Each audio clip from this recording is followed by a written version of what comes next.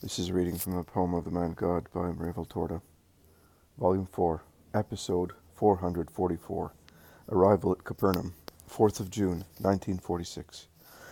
I do not know whether spontaneously, or because she was informed by somebody, Porphyria is on the little shore of Capernaum, when the boats arrive there, and there are 3 instead of 2, which makes me think that someone went to Capernaum, ahead of the others, to inform that the master was arriving, and to get another boat for the women and Margim. And with Porphyria are the daughters of Philip and Miriam of Jairus, in addition to the mother of James and John.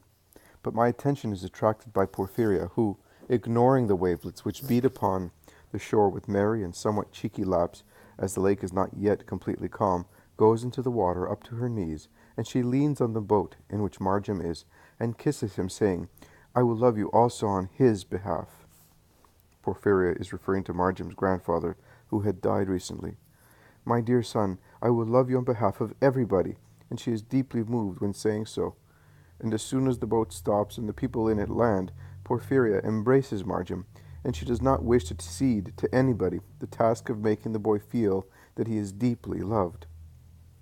She then joins the group of the other boat to venerate the Master, and be able to do so before the people of Capernaum and the many disciples who have been waiting for the arrival of the Master for a long time, may take possession of Jesus, depriving the women disciples of the joy of having him to themselves. The women crowd round the Master, and only the children of Capernaum can break their circle, squeezing their slim bodies between the women, and thus arrive at Jesus, who is going slowly towards the house.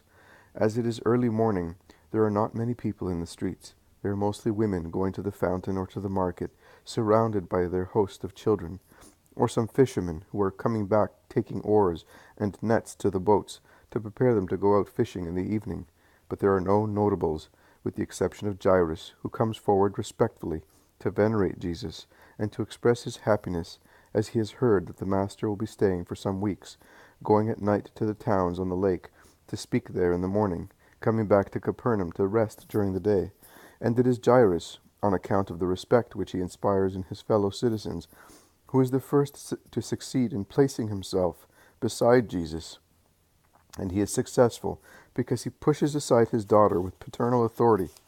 After him, the more influential disciples are able to join Jesus, that is, those to whom out of instinctive motion of justice the others surrender the first places after the apostles, that is, the old priest John, the ex-leper, Stephen, Hermas, Timoneus, Naomi's son John, Nicholas, and the shepherd disciples, who are all present, with the exception of the 2 who went towards Lebanon.